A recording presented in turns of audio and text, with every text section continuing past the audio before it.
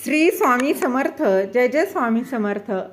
माझ्या स्वामी कृपा चॅनलमध्ये सर्वांना नमस्कार.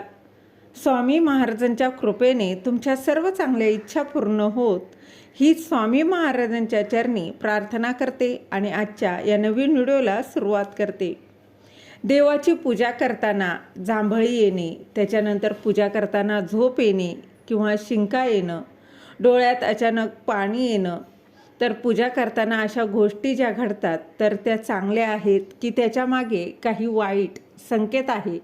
नक्की असं का घडतं की आपण पूजा करतानाच आपल्याला जांभळी येते, झोप आल्यासारखं वाटतं. अगदी सकाळी सकाळी आपण आंघोळ करून फ्रेश जरी बघा झालो आणि पूजा करत असू तरी पण कधीकधी आपल्याला आळस आल्यासारखं वाटणं पूजा करताना. तर या गोष्टी का घडतात तर याच्याच विषयीची अगदी सविस्तर माहिती या व्हिडिओत मी तुमच्यासोबत शेअर करणार आहे. व्हिडिओ शेवटपर्यंत नक्की पहा, व्हिडिओ अजिबात स्किप करू नका. तर बघा, आपण देवाची पूजा ही रोज करत असतो, परंतु पूजा करत असताना अचानक डोळ्यात पाणी येतं किंवा जांभळी येते, झोप आल्यासारखं वाटत असतं. बघा, तर तुमच्या देखील डोळ्यामध्ये असं पाणी येत असेल तर त्यामागे नक्की काय रहस्य आहे, काय आपण समजलं पाहिजे की पूजा करताना अश्रू येतात किंवा डोळे मिटल्यासारखं वाटतं, झोप आल्यासारखं, जांभळी, कंटाळा आल्यासारखा वाटतो, आळस येतो, तर हे का घडतं? तर यामागे बघा शास्त्रीय कारणसुद्धा आहे. जेव्हा आपण अगदी मनापासून, अगदी खऱ्या मनाने, सच्च्या मनाने, भक्तिभावाने एखादी पूजा करत असतो तर देव जे आहे तर ते ती पूजा स्वीकारतात. तुम्ही बघा 2 तास सेवा करताय पण तुमचं त्या पूजेमध्ये मन नाही आहे, मन अजिबात तुमचं स्थिर नाही आहे, फक्त तुम्ही करायची म्हणून पूजा करताय तर त्या पूजेला काही अर्थ नाही आहे. या उलटच तुम्ही अगदी 2 मिनटं देवासमोर बसून देवासमोर हात जोडायला काहीतरी 2 मिनटं बघा देवाला प्रार्थना करताय, पण ते अगदी मनापासून सच्च्या मनाने, म्हणजे सगळं बघा आजूबाजूचं सगळं विसरून आपण फक्त आपला देव आणि आपण एवढंच डोक्यात ठेवून जर आपण एखादी प्रार्थना, एखादी पूजा करतो तर त्या 2 मिनटे, त्या 2 मिनटाच्या सेवेला सुद्धा खूप असं महत्त्व असतं. ती 2 मिनटांची सेवा, ती 2 मिनटांची प्रार्थना ती देवापर्यंत पोहोचतेच. म्हणजेच मनापासून जो भक्ती करतो, जो सेवा करतो, त्याची पूजा जी आहे तर ती देवापर्यंत पोचत असते. आणि बघा, जेव्हा आपण एखादी पूजा वगैरे करतो तर त्यावेळेस जांभळी येणं, झोप येणं, मग त्यावेळेस आपल्याला थोडं मन अस्वस्थ होतं की असं का होत असेल. डोक्यामध्ये कधीकधी बघा खूप विचार चालू असतात, पूजेमध्ये लक्षच काही केल्या लागत नाही, डोक्यामध्ये इतके विचार येतात ना की आपल्या मनाला ते शांती मिळू देत नाही. आणि अशाच वेळेस जेव्हा तुम्हाला समजा जांभळी येत असेल, झोप आल्यासारखं वाटत असेल तर समजा की तुम्ही कुठल्या तरी मोठ्या संकटामध्ये अडकलेले आहे. त्याच्यामुळे तुमचं मन जे आहे तर ते तुमचं स्थिर राहत नाही.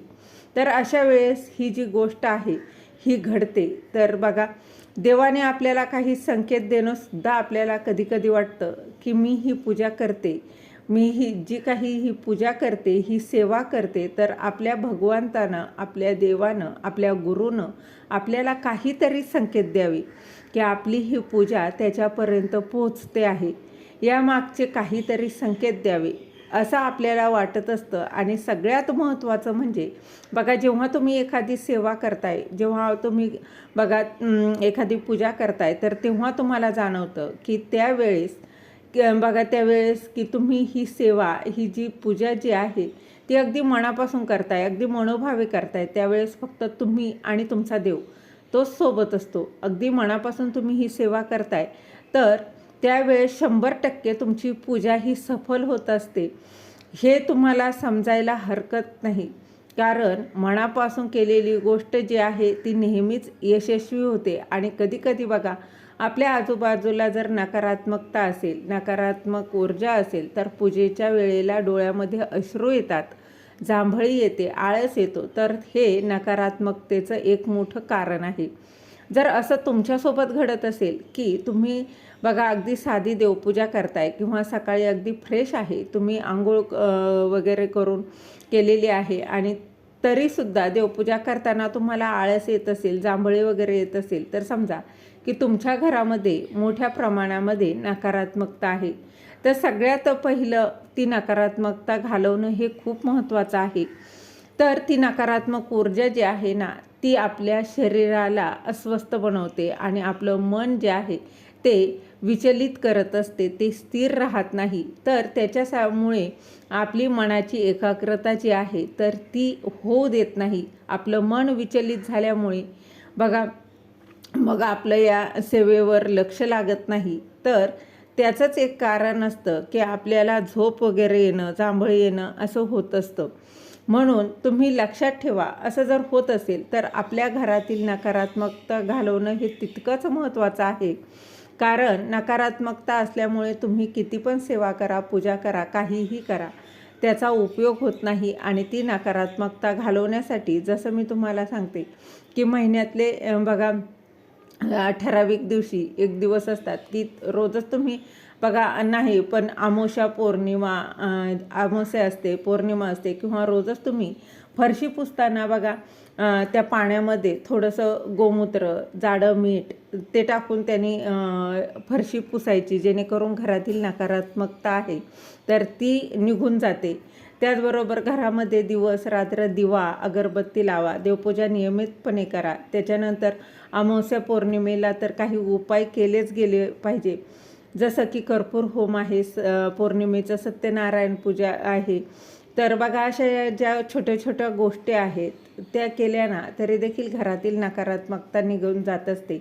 त्याचबरोबर बघा उंबरठ्याला हळदीचं लेपन, ते तर अगदी प्रभावी असं आहे.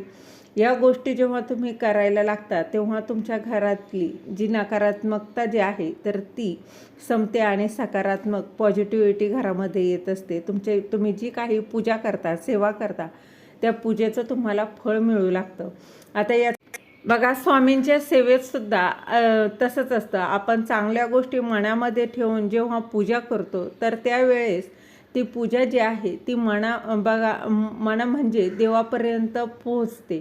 अगदी मनापासून केलेली सेवा ती देवापर्यंत पोहोचते. जेव्हा तुम्ही वाईट विचार मनामध्ये ठेवून देवाची सेवा करता, पूजा करता, तर त्यावेळेस ती सेवा जी आहे तर ती देवापर्यंत पोहोचत नाही. म्हणून अशा गोष्टींमुळे म्हणजेच आपल्या मनामध्ये काही भाव नाही आणि आपण देवपूजा करतोय तर त्यावेळेस मग आळस येतो, कंटाळा येतो, अशा गोष्टी ह्या घडतात. कारण आपण मनापासून ती पूजा करत नसतो. तर त्याच्यामुळे बघा कधी पण तुम्ही जी पूजा करताय, जी सेवा करताय, अगदी 2 मिनटं करा, पण अगदी मनापासून करा, त्याचं फळ नक्कीच तुम्हाला मिळेल.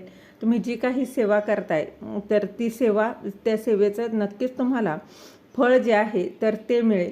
बघा तुम्ही नामस्मरण करा तरीही चालेल, मनापासून बघा फक्त अगदी मनापासून करा. तर त्याचबरोबर बघा तुम्ही कुठलं स्तोत्र म्हणताय, मंत्र म्हणताय, तर अगदी मनापासून म्हणा, त्याचं फळ तुम्हाला नक्कीच मिळेल. तर या बघा अशा यापैकी तुम्ही काहीही म्हटलं तरी चालेल, कुठल्याही गोष्टी करा, नामजप करा, मंत्र, स्तोत्र म्हणा, ज्या गोष्टी आपल्याकडून घडतात, असं की जांभळी येणं, तर त्याचं नक्की काय कारण असतं ते मी तुम्हाला सांगितलेलं आहे. आता बघा जांभळी येणं, पूजा करताना झोप लागणं, असं जर होत असेल, वारंवार सारखी जांभळी येत असेल, तर याचा अर्थ असतो की तुमच्यामध्ये, तुमच्या आजूबाजूला खूप मोठ्या प्रमाणात नकारात्मकता साचलेली आहे. डोळ्यात पाणी येत असतं, त्यातील पूजा बघा ही तुम्हाला पूजा करताना तुमच्या डोळ्यामध्ये अचानक अश्रू येत असतात, रडावंसं वाटतं, मनापासून सगळं काही सांगावंसं वाटतं. तर असं जर होत असेल तर तुमच्या सगळ्या समस्या दूर होणार आहे. तुम्हाला तुमच्या आयुष्यामध्ये यश मिळणार आहे. तुम्ही जी काही सेवा करताय, जी काही देवाकडं तुमचं जे काही मागणं तुम्ही मागितलेलं आहे, जी प्रार्थना करताय, तर त्याचं तुम्हाला फळ मिळणार आहे. त्याच्यानंतर बघा पूजा करताना समजा हात भाजला, तुम्ही काही दिवा लावताय, अगरबत्ती लावताय आणि त्यावेळेस तुमचं लक्ष नाही, हात वगैरे भाजला, चटका वगैरे लागला, तर अशुभ मानलं जातं. असं जर झालं तर त्याचा अर्थ असा असतो की पूजा करताना त्या व्यक्तीकडून काहीतरी चूक झालेली आहे किंवा तो मनोभावे त्या पूजेची सेवा करत नाही आहे, तर त्यामुळे हात वगैरे भाजणं अशा गोष्टी घडतात. यानंतर बघा, दिव्याची ज्योत कधीकधी पूजा करताना अतिशय वेगाने जळू लागते, म्हणजेच तो दिव्याची जी वात आहे, ज्योत आहे, ती खूप प्रखर होते.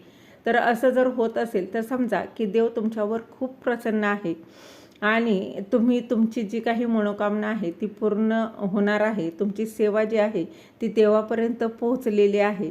तर असं काही बरेच संकेत असतात. याबद्दल बघा, व्हिडिओ आपल्या चॅनलवर आहे, तुम्ही तोही पाहू शकता. त्याचबरोबर बघा, तुमच्या घरामध्ये नकारात्मकता आहे तर ती पहिली घालवण्यासाठी तुम्हाला ते उपाय करणं तितकंच गरजेचं आहे.